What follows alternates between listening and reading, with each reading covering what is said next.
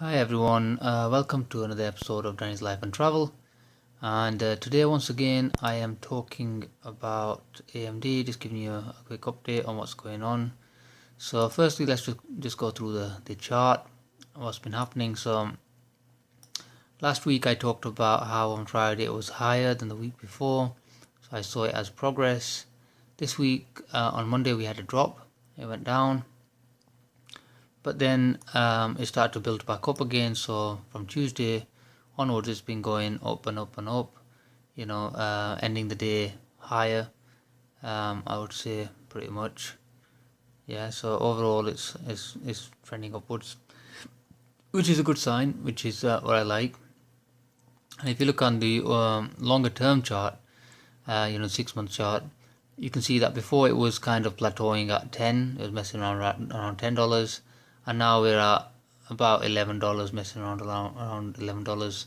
And then I think in the future it might have another run up and then start messing around $12 or more. But remember, you have the 50-day moving average as a ceiling, so to speak. So you had it stopped it from going higher there, stopped it from going higher there, and I think it did dampen it down to some extent there. I think it went over 13 at that point. So I think that did have some effect on it. And again, it may stop it from going any higher unless there is really positive news, in which case it'll just break through and go higher. On the positive news side, what do we have going on? So anyway, for now, I don't see this falling really. I think it either goes sideways or upwards. Building up, unless there's some negative news or something really negative, which I don't know if there is anything out there, but I think it goes up. Over the longer term, yeah, see it going up as well towards the end of the year. But anyway, for the positive news side, what do we have coming up? So we have on the 30th, so today is the 27th of May, and then we've got on the 30th I've got GDC down. I think that's actually CTX, I'm not 100% sure, but basically it's an event that is held every year. And last year at this event, AMD launched the Ryzen CPU at the event. They showed everyone the Ryzen, and they'll be launching it this year and so on. So that's where all the hype started on that side. Although they did have, I think they had a share dilution which kind of dampened it down. So from June, if you look on the chart, let's see, where's it gone? So if you go back, so this is where we were last time. So we had June, May, June there, so roughly June 3rd there. So CTX was around this time, and then if you can see, look at where it went up. So they showed off the Ryzen CPU went up. Here they had a share dilution, that's why it came down to this level, because of the share dilution. But anyway, that's a good run up. So I'm hoping the same thing happens this time around with this run up with the event. And as for new products, what have I seen so far? So it was curious, I found this online, this article. It talked about trademarks that AMD has basically been registering, and the new trademarks, I'll just go back to the beginning of this. So it actually starts on page 1. So these are the older ones, and then it comes up to, you got FreeSync there, which are the more recent ones, Fire Pro, and then Ryzen AMD. G-Rock, this is a new one. Again, we don't know what the product is, but we know that it's a trademark that's been licensed by AMD, that they've registered it basically. And then you got Zitsu, Joro, Wara, Threadripper, which we already know about because they revealed it at the analyst day. So all of these, and then the one that really popped out to me was Promethean. What does Promethean mean, right? So again, they've got all these new names, Pharos as well, Kaizen.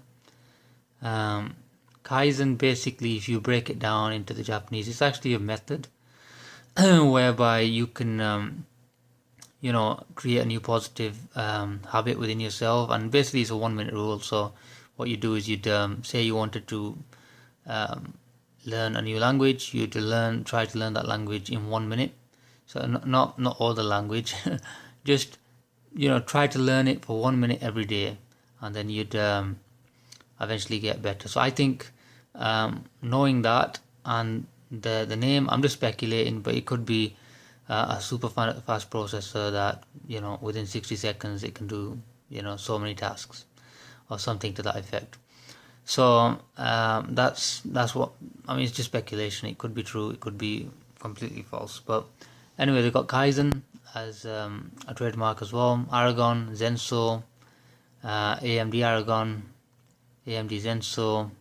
So all these names, all these trademarks make me think that there's new products that are out there that basically they're planning to launch at some point in the future, and they're just preparing the groundwork now with the trademarks.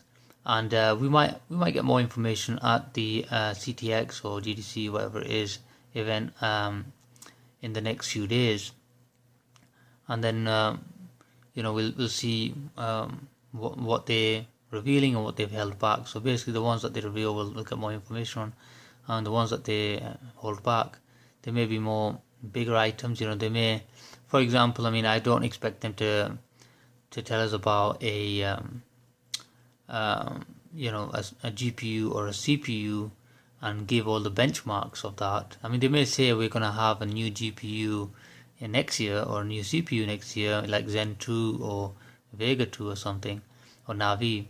But I don't expect them to give us the benchmarks or the performance or anything like that, or try and tell us about that, because then people might actually wait for those, and it would they may not buy the current products that are coming out, right? Just like I think NVIDIA had the GTX 1080, and then if they told everyone, oh, we're going to have a GTX 1080 Ti a few months later, nobody would buy the GTX 1080, you'd wait for the Ti, right, if it's only a few months. So I don't think they'll be doing that kind of stuff. I don't think they'll be revealing a lot about products, but at least we'll get some information on what they have going on. What else do I have in my list? As for the share price, I found something interesting on current holders. So who holds shares of AMD. I found that Goldman Sachs downgraded AMD at let's see, at this point where it was here at 14.17, and they said it's overbought. It came all the way down. I think they put the price target at 11.6 or something like that, and it went all the way down to here now. So at this point they said it's oversold and it should come back up. But it's interesting what they actually did. So they actually bought the shares. So firstly, number one, they got a call option, which gives them the right to buy. So this is a positive. It means that they think it's going to go up. That the stock price is going to go up. And this was on the 18th of May 2017. So this year. And then on top of that, they have shares that they hold. So previously they had 2.6 million shares, and they've increased that by 156% to 6,887,000 shares, right? So that's a huge endorsement to say that the stock is going to go up. But on the other end of it, I think they're protecting their position somewhat because they have a put there, a put option. So basically, put options are there to protect against downside. But if you look at the volume of it, it's 2 million. So I think that 2 million covers that 2 million there on the call. But generally, overall, I think they're positive on the stock. They think it's going to go up. They're not advertising. They're not telling people. But I believe they think it's going to go up quite a bit. All these green fields here are new acquisitions of the stock. So these are new movements. So Nomura have it's a put option there of 800,000. These guys they've actually bought some shares, 50,000. Westpac, that's a call option there by Nomura as well. So we've got a put and a call. So it's pretty even. It's like the amount they have in a put is pretty close to that in the call option. So again, there's a lot of buying. So if you look at it, yeah. So only Deutsche Bank has sold off everything they've got. Let's see who else has sold off. PT Asset Managers. So majority you see is green. That's the point I'm trying to make. Majority is all green, and if you really look at the majority of the action, it's actually positive. So even though you have a put there, you have a call there, and that's again, just buying shares, a put there again, a call there again. But overall, if you add up all the calls versus all the puts and all the normal just buying of the shares, is positive. People are buying overall. So that's where we are with that. Let's have a look at the next thing I have. The next thing I have is the NVIDIA system that they have coming out. I forgot what it's called again. So I think it's called BattleBox or something. I forget. But anyway, they're putting Ryzen in the system. So this is, so it says AMD will consider selective licensing intellectual property. We're really trying to look for those. This is what Lisa Su's saying. NVIDIA have launched the new UK-based specs for their next generation of GeForce GTX BattleBox PC, and they're no longer just giving their seal of gaming approval to Intel CPUs. They've got AMD's Ryzen chip in mind too. So basically, they've got Ryzen in there, so they're boosting that up, I think. And there was another article about China. Apparently, a lot of Ryzen CPUs are selling in China at the moment, and there's a huge amount of positive talk on that. Let me just see if I can pull that up just to show you guys. Where's it gone? It came out of it. Yeah, it's in the conversation here on Yahoo Messenger if you want to check it out. So yeah, so here you go. So Dell Ryzen computer receives 100% good praise. China over 50 5-star comments in just one day. Excellent, so this is what's going on in China. That's the article. I mean, we can't read it because it's in Chinese, but that's what they're saying on the chat forums anyway. So overall, where do I see the stock going? I think short to medium term, I was never good at really timing a stock. This is why I never sold out and came back in, because I know that's not my thing. My thing is longer term. Longer term, I think it goes up. I'm really interested to see the Christmas sales. So you're gonna have the back to school sales. So we're looking at around November time, and the earnings for November, and then the earnings for January, February again. Really interested to see what happens there. I think July it should be good, but again, I don't know if they will be or not. But I think there's a very good chance of beating earnings around November time, and again the end of year sales and so on. Again, as you know, in my last video I told you guys that they have a full spread of data center CPUs coming out, plus the GPU and the APU. So there's a lot going on, a lot of products coming out, and they should the share price should go up definitely. I mean, if NVIDIA is anything to go by, they tripled their profits on data center. AMD should have way more success than that, and the stock should go through the roof at some point. But for me, I was thinking about, should I up my price target on it? But I think $17 to $20 is fair. I mean, you have to draw the lines and stand that somewhere.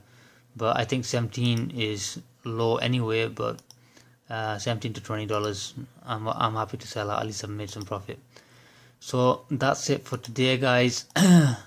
That's all I have. But it's very interesting to see the trademarks, and I think going forward we all stand to make some good money.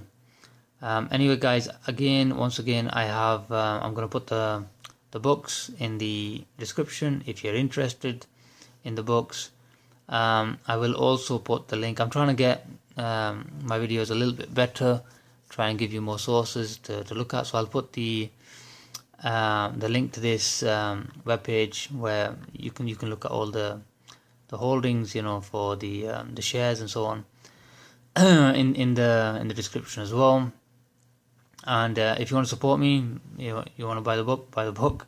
It's not my book. I just put it out there, Rich Dad Poor Dad and Intelligent Investor. Those two books, basically, Intelligent Investor teaches you about how to do value investing, like Warren Buffett and that kind of thing. But Rich Dad Poor Dad basically tells you how to think differently to what normal people think. So normal people go out, make a wage, and they just depend on that wage, and that's it. And I've seen this a lot within my own relatives, friends, and so on. They always think about just getting that paycheck, and that's all they have. But I never made any serious money from doing that, although I had a part-time job. The serious money was made from investing. That's where the serious money was made. That's where the big chunks of cash were made, and that's how I was able to buy my house and, you know, buy a couple of properties. And then go on from there and buy more and then invest abroad and so on. And even now, you know, I'm building a website to do that. If you're interested in the website, I'll put the link in the description as well. You can go check it out. It's nothing amazing. I'm just putting it together at the moment, but it's all going to be there. If you want me to improve anything on my videos, or if you'd like some information on something else, let me know. I'm happy to basically talk to you about it, you know, make a video about it and cover that subject or whatever it is. But for now, guys, thanks for watching. Take care. Danny out.